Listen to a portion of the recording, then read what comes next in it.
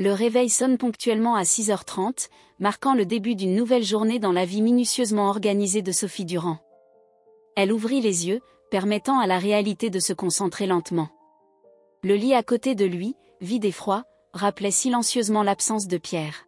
« Encore un jour, mon amour », murmura Sophie, comme elle le faisait chaque matin depuis le départ de son mari, il y a 2 ans. Elle se leva, enfila son peignoir et se dirigea vers la chambre de Lucas. Le garçon de 5 ans dormait toujours profondément, ses cheveux bruns ébouriffés sur l'oreiller. Sophie observa son visage serein quelques instants avant de le secouer doucement. « Lucas, il est temps de te réveiller, bébé. » grommela le garçon en tirant la couverture sur sa tête. Sophie sourit. « Allez, champion. Nous avons une journée bien remplie devant nous. » Finalement, après beaucoup d'insistance, Lucas laissa échapper un bâillement et ouvrit ses petits yeux bleus. « Bonjour maman. »« Bonjour, mon amour, » dit Sophie en déposant un tendre baiser sur son front.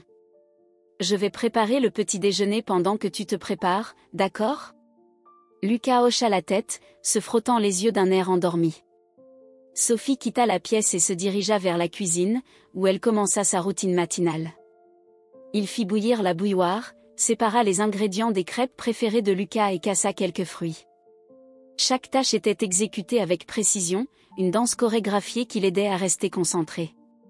Environ une demi-heure plus tard, Lucas, Maria va avec les autres, est apparu dans la cuisine, les cheveux encore mouillés par la douche. « Bonjour encore », salua-t-il en prenant place à table. « Bonjour. » Sophie a servi une généreuse assiette de crêpes. « Comment vous sentez-vous aujourd'hui ?» Lucas haussa les épaules. « Eh bien, je suppose. Un peu fatigué. »« Fatigué ?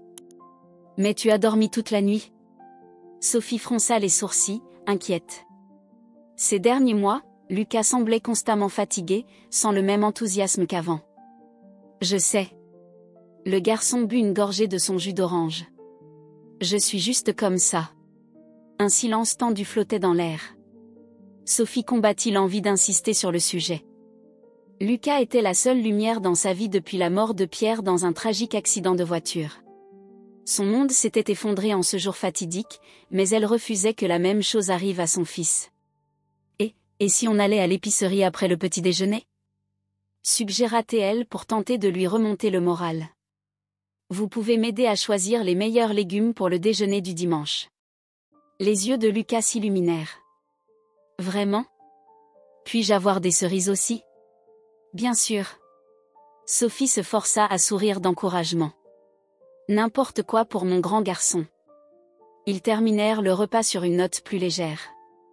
Après avoir rangé la cuisine, Sophie s'habilla pour sortir. Alors qu'il ajustait son blazer bleu marine, son regard tomba sur une photo encadrée sur la table de nuit, la dernière photo qu'ils ont tous prise ensemble, quelques mois avant l'accident.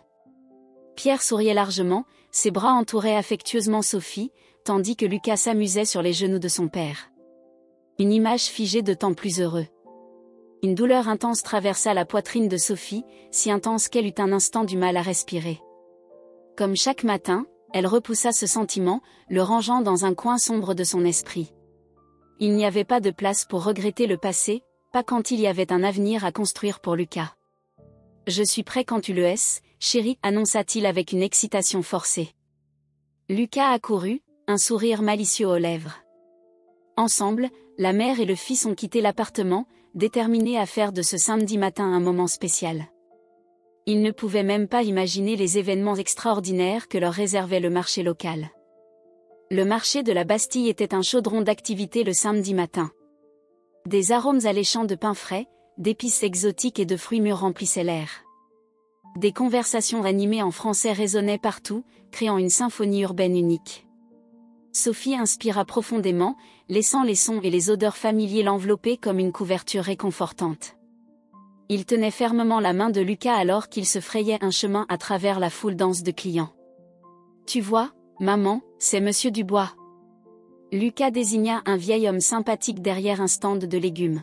« Bonjour, Lucien. » Sophie salua chaleureusement.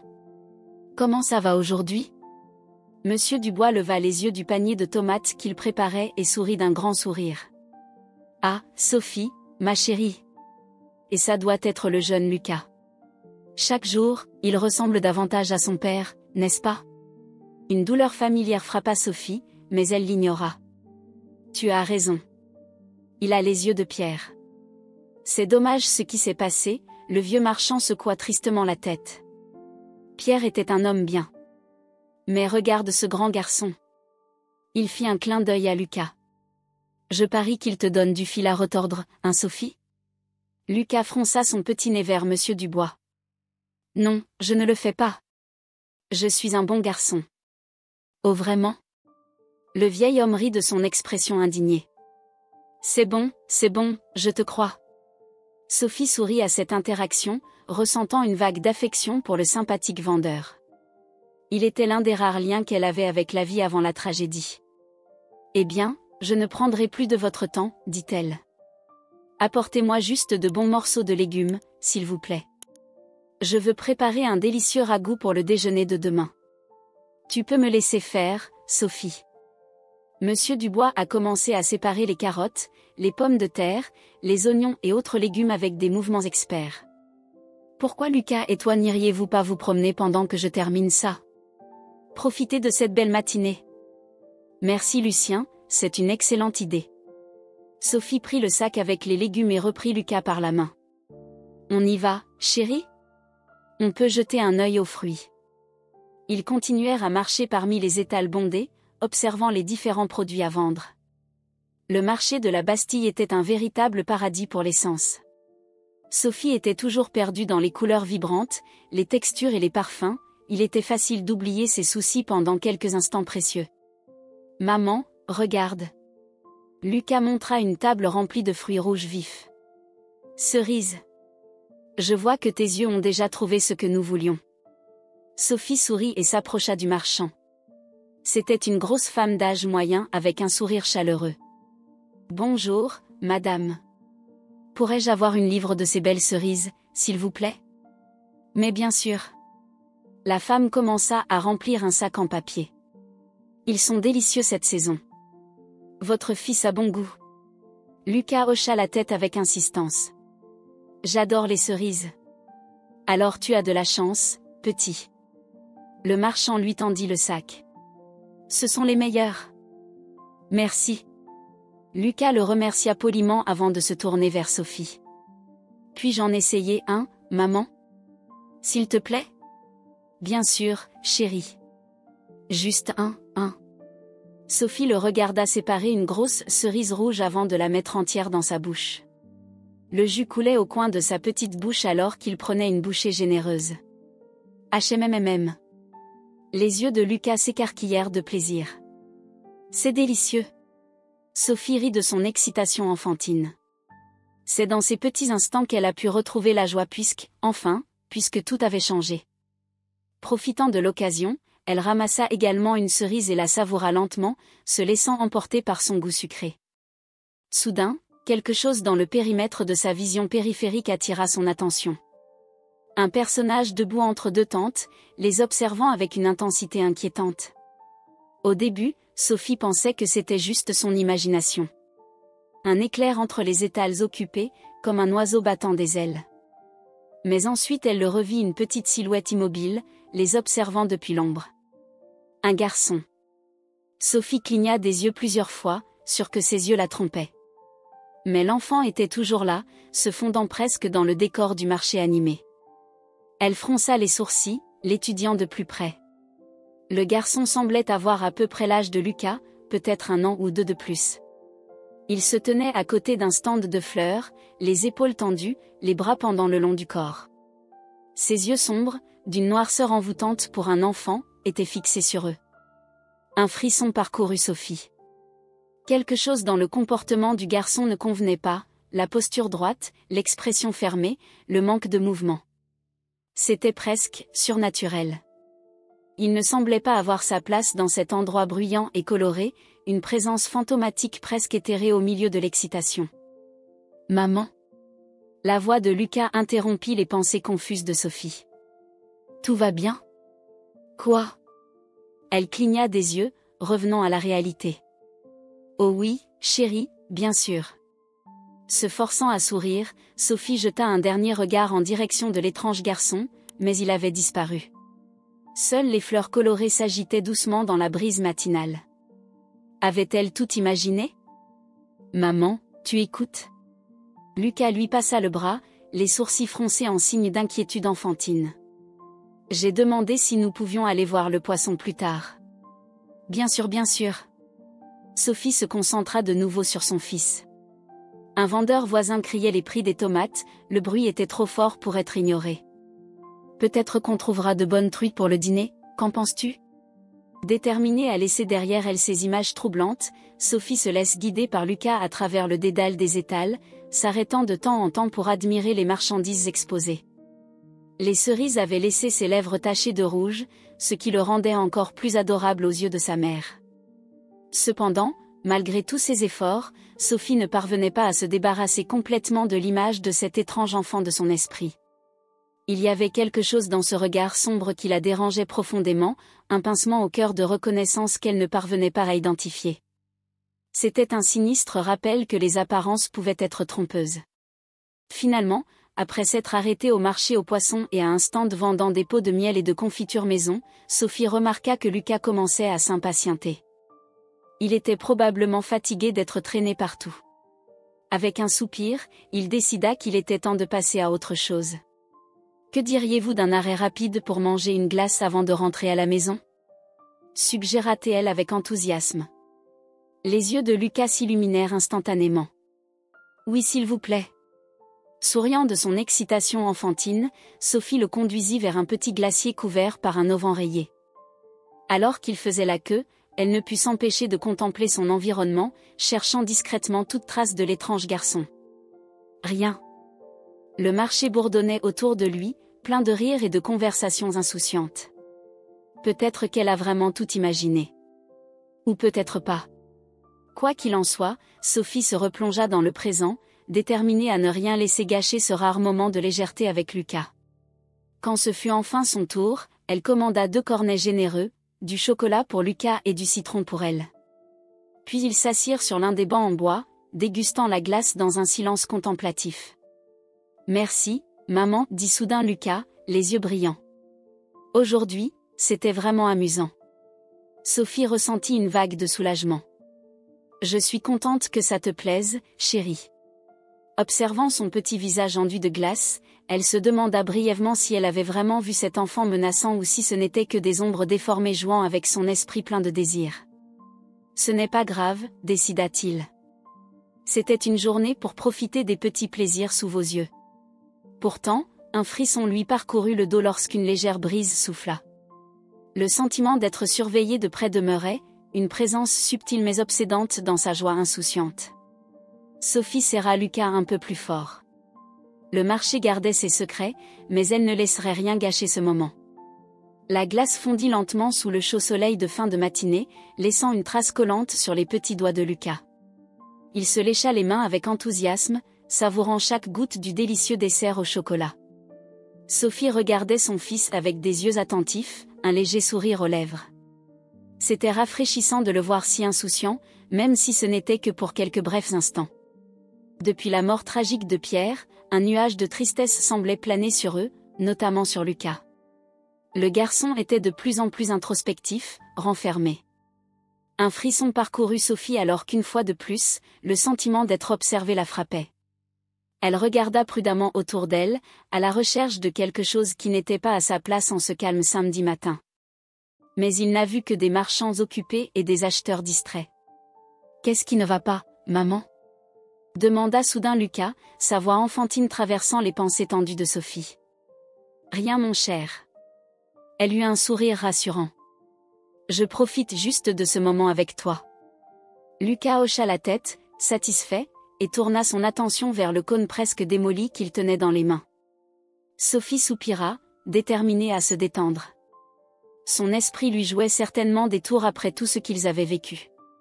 Il n'y avait là que des gens ordinaires qui profitaient comme eux du marché. C'est à ce moment-là qu'elle l'a vu. Au coin de son œil, à côté d'un stand de vêtements, il y avait une silhouette en mouvement. Un petit personnage, seul parmi la foule animée. Sophie tourna la tête dans la direction indiquée par son regard périphérique et son cœur manqua un battement. C'était le même garçon étrange qu'auparavant, debout avec cette posture rigide et sombre qui l'avait tant troublé. Bras baissés, regard pénétrant, une immobilité presque contre nature pour un enfant. Il était là, les observant depuis l'autre côté de la cour bordée d'arbres. Un frisson d'appréhension parcourut le corps de Sophie. La panique commença à lacérer dans sa poitrine lorsqu'elle réalisa que ses soupçons n'étaient pas de la simple paranoïa. Il y avait vraiment quelque chose qui n'allait pas chez ce garçon, une étrangeté qui allait bien au-delà de son apparence sombre. « Lucas, chéri, as-tu vu ?» Les mots s'éloignèrent de la bouche de Sophie quand, soudain, Lucas sauta du banc et commença à marcher résolument vers l'étrange garçon. « Lucas !» Sophie a crié sous le choc, lâchant son cône et courant pour rattraper son fils. « Lucas, reviens ici !» Mais le petit garçon continuait d'avancer, un air déterminé sur le visage alors qu'il se rapprochait de plus en plus de la sinistre silhouette. Sophie sentit son cœur se serrer dans sa gorge, tous ses instincts maternels criant d'alarme. « Lucas ! Arrête !» Elle réussit finalement à lui attraper le bras alors qu'il était à mi-chemin de la cour. « Qu'est-ce qui se passe avec toi ?» Lucas la regardait avec une expression curieusement calme, comme si de rien n'était. Puis, avec une simplicité déconcertante, il prononça ces mots qui glacèrent le sang de Sophie. « Ouah !» Le monde semblait ralentir autour d'eux. Sophie regardait son fils bouche bée, ses mains tremblantes tenant toujours fermement son bras maigre. Il n'aurait pas pu dire ce qu'elle pensait qu'il avait dit. Droite ? Mais Lucas se libéra ensuite de son emprise et continua d'avancer calmement vers ce garçon dans l'ombre. Sophie pouvait à peine comprendre ce qui se passait, son esprit tournait dans un tourbillon de confusion et de panique croissante. « Papa ?» Lucas appela encore, avec une assurance déconcertante dans sa voix enfantine. « Papa, c'est toi ?» L'étrange garçon ne répondit pas. En fait, il n'a même pas bougé d'un pouce. Il n'arrêtait pas de les regarder d'une manière surnaturelle et glaçante. Lucas ne semblait pas en phase, se rapprochant encore jusqu'à ce qu'il ne soit plus qu'à quelques mètres. « Lucas, pour l'amour de Dieu !» Sophie parvint enfin à se ressaisir, sa voix se brisant sous la peur qui l'envahissait désormais. Elle courut vers son fils et le tira en arrière avec une force désespérée. « Reste loin de lui !» Lucas se débattit un moment, les yeux écarquillés dans un mélange de confusion et de trahison. « Mais maman, c'est papa. Tu ne vois pas ? » « Non, chérie, ça ne peut pas être. » Sophie pressa le petit corps de Lucas contre le sien dans une poigne de fer. Des larmes chaudes commencèrent à couler sur ses joues alors qu'elle regardait le visage de cet étrange enfant. C'était un spectacle trop terrible à supporter. « Ça ne peut pas. » Le garçon la regardait simplement, impassible, sinistre statue au milieu de la joie festive qui les entourait. Sophie voulait crier à l'aide, mais d'une manière ou d'une autre, ses cordes vocales ne fonctionnaient plus. Tout ce qu'il pouvait faire, c'était serrer Lucas de plus en plus fort, pendant qu'il pleurait convulsivement. Elle ne comprenait pas ce qui se passait, mais une certitude commençait à prendre forme dans son esprit abasourdi. Cette journée au marché ne sera plus jamais la même après cette rencontre inattendue. Quelque chose s'était réveillé en Lucas, quelque chose de sombre et d'inexplicable, et il n'y avait pas de retour en arrière. La recherche de réponses venait tout juste de commencer. Le chaos envahit les sens de Sophie comme une vague déferlante. Son cœur cognait contre ses côtes, ses poumons brûlaient à chaque respiration laborieuse. Des larmes chaudes brouillèrent sa vision alors qu'elle serrait Lucas contre sa poitrine en désespoir de cause. « Lucas ! Lucas, s'il te plaît !» Sa voix était brisée par des sanglots incontrôlables. « Ce n'est pas papa, chérie. Papa est parti, tu le sais. » Lucas se contenta de secouer obstinément la tête, ses petits yeux bleus écarquillés et fixant l'étrange enfant à quelques mètres de là. Sophie se retourna pour lui faire face, la confusion et la peur laissant place à une prise de conscience plus claire. Le garçon restait debout dans la même position raide, son regard sombre fixé sur eux. Ses mains pendaient mollement à ses côtés, un léger tremblement occasionnel parcourant ses doigts fins. Ses cheveux étaient d'un châtain très foncé, presque noir, ébouriffés de façon calculée sur son front pâle. Et c'est à ce moment-là que Sophie l'a vu. Pendant un instant éphémère, un rayon de soleil matinal illumina le visage du garçon sous un angle spécifique qui lui coupa le souffle.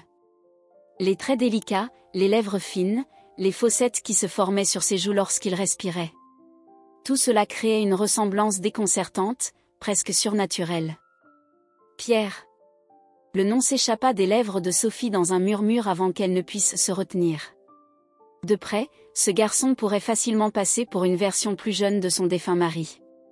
Non, plus encore, c'était comme si Pierre s'était réincarné dans le monde sous cette forme étrange et effrayante. La prise de conscience frappa Sophie comme un seau d'eau froide. « Maman, tu vois ?» La voix de Lucas semblait étouffée contre sa poitrine. « C'est papa, j'en suis sûre. »« Mon Dieu !» Sophie éclata de sueur froide, ses genoux menaçant de céder à tout moment. Comment était-ce possible? Comment pouvait-il y avoir une ressemblance aussi troublante avec un homme qui ne marchait plus parmi les vivants? Rassemblant toutes les forces qui lui restaient, elle regarda désespérément autour d'elle, à la recherche du moindre signe des parents ou tuteurs de ce terrifiant garçon. Mais au milieu de l'agitation du marché, il était impossible de distinguer qui appartenait à qui. Sophie se retrouvait entourée de visages étranges et indifférents. Ça ne peut pas être papa, essaya-t-il de raisonner à voix haute, plus pour son propre bénéfice que pour celui de Lucas. Il doit y avoir une explication. Ses yeux se posèrent à nouveau sur le garçon, étudiant chaque détail troublant avec une fascination et une horreur croissante. La façon dont il restait immobile, presque sans cligner des yeux, contribuait encore davantage à cette aura contre nature. C'était comme s'il était un esprit déguisé en enfant. Soudain, un mouvement derrière lui attira l'attention de Sophie. Une jeune femme d'une trentaine d'années s'avança vers lui appelant et hésitant. Il y avait un air confus sur son joli visage lorsqu'elle remarqua Sophie et Lucas. « Il est à toi ?» Sophie entendit sa propre voix demander, aiguë, avec une panique à peine contenue. La femme cligna des yeux, puis secoua lentement la tête. « Non, c'est mon fils, Adrien. »« Adrien ?» Sophie répéta le nom presque comme un mantra, essayant de forcer son esprit hébété à raisonner. Il devait y avoir une explication, il devait y en avoir. Où est son père? Un éclair de douleur traversa les yeux de la femme avant qu'elle ne détourne le regard. Il n'y a pas de papa. C'est juste moi et Adrien. Mais, cette similitude. Les mots manquaient à chaque tentative de Sophie pour verbaliser sa confusion grandissante. Regardez-le. Il ressemble exactement à... Avec qui? La voix de la femme était douce, presque un murmure. Avec mon mari. Sophie a fini par exploser, même si elle a immédiatement regretté sa véhémence. Lucas se recroquevilla dans ses bras, effrayé. Désolé, c'est juste qu'il est une copie vivante de Pierre, mon défunt mari. Comment est-ce possible? Un lourd silence s'abattit sur eux, tout comme les regards curieux des gens autour d'eux. La femme fixa Sophie pendant quelques secondes interminables, ses yeux errant entre elle, Lucas et l'étrange garçon nommé Adrien. Puis, lentement, il déglutit sèchement. Je pensais aussi qu'il y avait quelque chose de familier chez lui, a-t-il ensuite admis d'une voix rauque. Depuis le jour de sa naissance. Ce que tu veux dire? Sophie se surprit à demander, craignant la réponse. Adrien? La femme fit une pause, cherchant les mots justes. Adrien est né le jour même du décès de mon beau-frère. Dans le même hôpital, dans la même maternité. Le choc frappa Sophie comme un coup physique. Elle recula de quelques pas chancelant, soudain très consciente du silence qui l'entourait, des innombrables témoins de cette étrange interaction. Pierre n'avait jamais parlé d'avoir une belle-sœur. Mon beau-frère était jumeau, poursuivit la femme après une brève hésitation. Le jumeau de Pierre, ton mari. Les bruits du marché se dissipèrent dans un bourdonnement assourdissant qui remplit les oreilles de Sophie. D'une manière ou d'une autre, son esprit rationnel refusait de tout comprendre. Ce n'était pas possible, ce n'était tout simplement pas possible. Elle baissa les yeux sur Lucas, qui la regardait avec une expression de grande confusion et une trace de peur. Avec effort, Sophie reporta son regard sur la femme et son fils, Adrien. La similitude était désormais si frappante, si impossible à ignorer, qu'elle en était effrayante. Chaque trait, chaque détail semblait avoir été sculpté pour reproduire Pierre avec une précision absolue. C'était comme si le destin lui-même se moquait d'elle en plaçant cet enfant sur son chemin. Sophie avait envie de crier, de courir, de tout faire pour échapper à cette folie surréaliste. Mais tout ce qu'il parvint à faire fut de serrer Lucas encore plus fort dans ses bras tremblants, cherchant le moindre réconfort que la situation pouvait offrir. Pourquoi ? La question s'échappa de ses lèvres dans un murmure. Pourquoi ferait-il ? Pourquoi Adrien ? Je ne sais pas. La femme secoua de nouveau la tête, l'air aussi perdu que Sophie. Je sais juste que lorsque je l'ai vu pour la première fois, c'était comme si une partie de Pierre renaissait. Un cadeau, ou une malédiction, je n'arrive pas à décider. Leurs regards se croisèrent à nouveau, deux âmes unies par une circonstance extraordinaire et inattendue. Un silence tendu planait dans l'air, épais comme la boue d'une toile d'araignée. Sophie serra Lucas encore plus fort contre sa poitrine, son petit cœur battant contre sa peau. Ses yeux parcouraient les visages des deux femmes qui se tenaient là, si différentes et pourtant si inexplicablement liées. L'inconnu, dont la présence semblait presque aussi surnaturelle que l'apparition de son fils Adrien, avait une expression solennelle. Ses yeux noirs, aussi profonds que des gouffres sans fond, fixaient Sophie avec une intensité déconcertante. « Je sais que tout cela doit te paraître fou », commença-t-elle lentement, comme si elle choisissait chaque mot avec un soin extrême. « Croyez-moi, ça a été un cauchemar constant pour moi aussi. » Sophie hocha faiblement la tête, presque incapable de retrouver sa propre voix. Rien ne semblait avoir de sens, mais en même temps, les coïncidences étaient trop flagrantes pour être ignorées. Adrien, debout à quelques mètres seulement, était une copie vivante de Pierre. Comme si l'univers jouait avec vos espoirs et vos peurs. « Qui es-tu » Sophie parvint enfin à formuler, la gorge desséchée. « Je m'appelle Céline. » La femme se tordit les mains, l'air mal à l'aise. « Céline Durand. » Le choc parcourut Sophie comme une décharge électrique alors qu'elle absorbait le sens de ces mots. Durand, le même nom de famille que Pierre avant leur mariage. Et pas seulement ça. Tu as dit, belle-sœur, articula-t-elle avec effort, essayant d'organiser ses pensées tourbillonnantes. La belle-sœur de Pierre ? Céline hocha la tête avec raideur. Sa sœur jumelle, en fait. Même si nous n'avons jamais eu la chance de nous rencontrer. Jumeaux. Le mot semblait aspirer tout l'air des poumons de Sophie. Pierre n'avait jamais rien dit d'une sœur jumelle, encore moins d'une jumelle identique. Comment quelque chose comme ça a-t-il pu être omis ? Je sais, ça fait beaucoup d'informations à traiter, a admis Céline, son visage s'adoucissant légèrement. Croyez-moi, cela n'a pas été facile pour moi non plus. Sophie secoua lentement la tête, regardant à nouveau Adrien. Le garçon restait debout dans la même position étrange et immobile, comme une statue. Comment pouvait-il ressembler autant à Pierre ? La ressemblance était absolument déconcertante. Quand est né Adrien ? Sophie se força à demander, effrayée par la réponse. Les lèvres de Céline se crispèrent un instant. Le jour même où Pierre est décédé. Dans le même hôpital, dans le même service. C'est pour ça c'est pour ça qu'il ressemble tant à Pierre.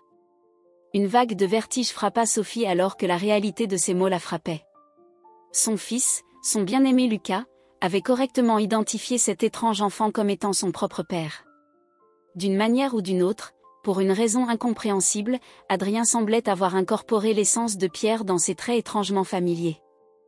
Était-ce même possible ? Ou était-ce juste un cruel coup du sort, transformant cet enfant en un miroir déformé de l'homme qu'elle avait perdu ? J'ai eu des nuits blanches depuis sa naissance, a poursuivi Céline avec un soupir tremblant. C'est dur à supporter, tu ne trouves pas ? Voir le visage de mon frère qui me regarde chaque matin. Parfois, cela ressemble à un cadeau, à d'autres moments, c'est un terrible affront à l'univers.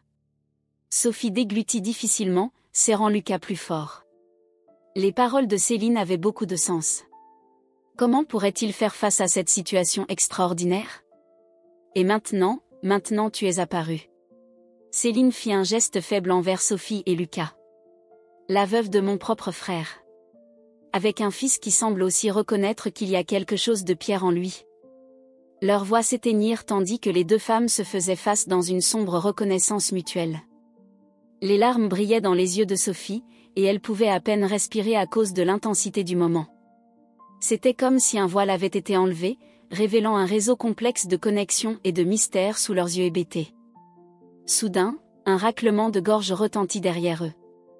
Sophie se tourna pour voir Adrien enfin bouger, une main levée pour couvrir ses yeux comme si quelque chose le dérangeait. Une rafale de vent souffla à travers les arbres, ébouriffant ses cheveux noirs pour révéler un instant ses traits troublants et familiers. « Adrien ?» Céline fit un pas en avant, l'inquiétude visible sur son visage. « D'accord mon amour ?» Le garçon n'a pas répondu. Au lieu de cela, il baissa simplement la main et tourna à nouveau ses yeux sombres et perçants directement vers Sophie et Lucas. Un frisson parcourut la colonne vertébrale de Sophie, comme si quelque chose qui dépassait son entendement s'y passait. Comme si des forces plus grandes étaient en jeu, des toiles étant tissées dans un dessin bien plus grand qu'aucun d'entre eux ne pourrait l'imaginer. S'accrochant à Lucas avec une détermination renouvelée, Sophie se redressa et croisa le regard de Céline. Leur vie s'était croisée d'une manière étrange et terrible, mais inexorablement liée. Il y avait beaucoup à découvrir, beaucoup à comprendre sur cet enfant à la fois familier et étranger.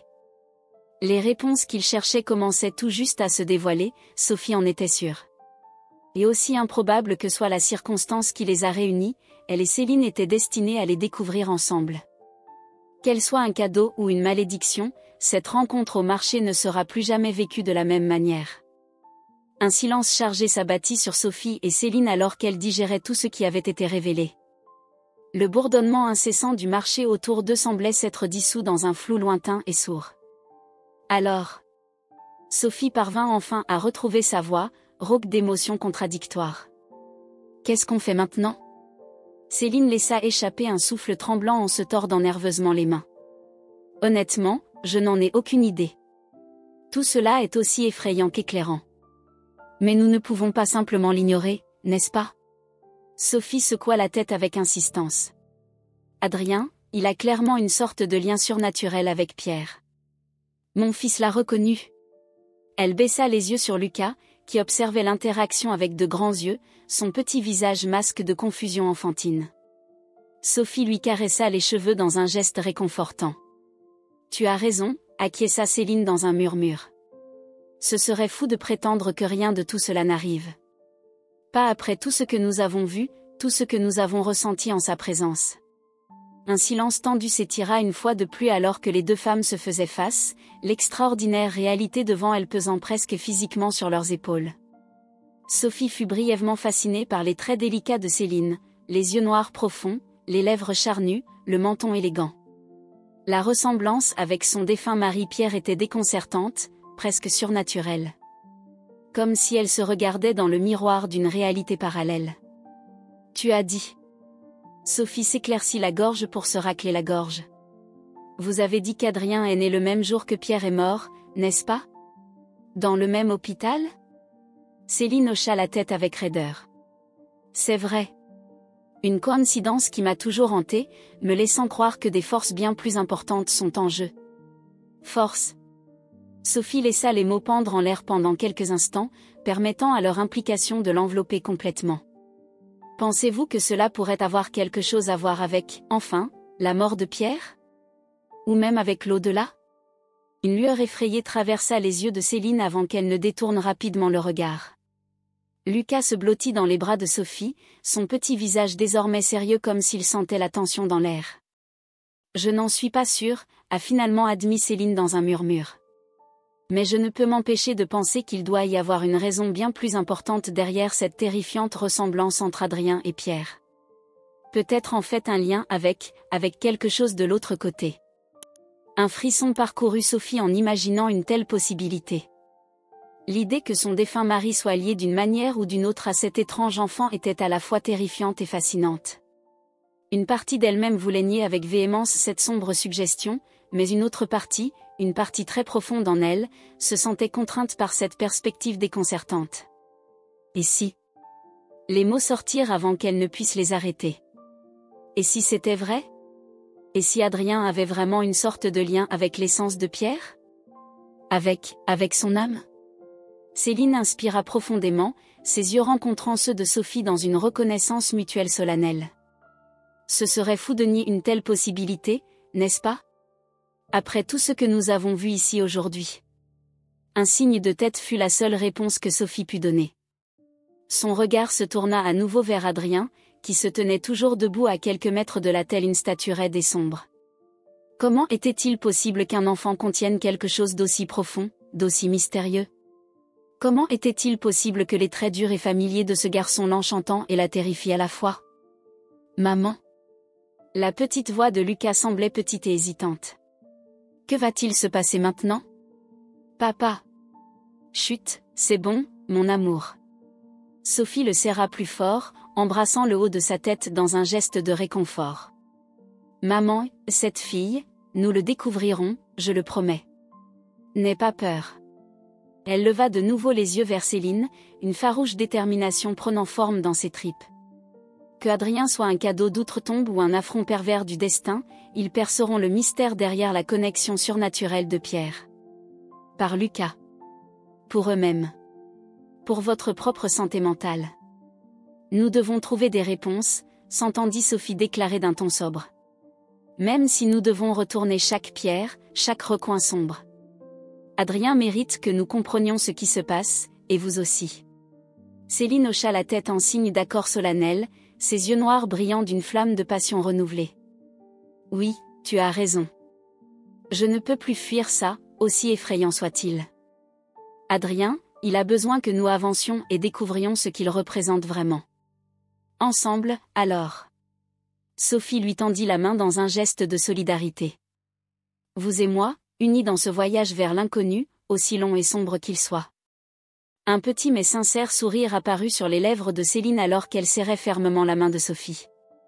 Ensemble. Je suis avec vous jusqu'à la fin, peu importe ce que nous rencontrons. Les deux femmes ont scellé le pacte avec un air de profonde compréhension, un lien ayant été forgé par des forces qui dépassaient de loin leur entendement. Avec une détermination renouvelée, ils se tournèrent une nouvelle fois vers Adrien. Le garçon restait immobile et inquiétant, spectre fantomatique au milieu de la fête colorée et bruyante du marché. Mais maintenant, au lieu de peur, Sophie ne ressentait qu'un chatouillement de curiosité grandissante.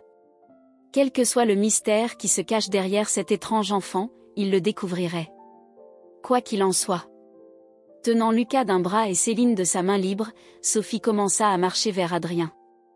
Le garçon les regarda approcher sans réaction, ses anciens yeux sombres les étudiant avec une intensité glaçante. Mais Sophie n'a pas hésité, pas même un instant. C'était un chemin qu'il devait suivre, vers les réponses qu'il voulait si désespérément. Peu importe combien les révélations qui les attendaient étaient sombres et tortueuses, elle était prête. Parce que le marché qui n'était autrefois qu'un refuge paisible était désormais devenu le portail vers un monde bien plus vaste et bien plus profond que tout ce qu'elle avait jamais connu auparavant. Un monde où peut-être, juste peut-être, les voiles entre la vie et la mort pourraient être levés pendant un bref instant. Et Sophie était déterminée à être l'une des premières à entrevoir les secrets qui se cachent au-delà de cette frontière.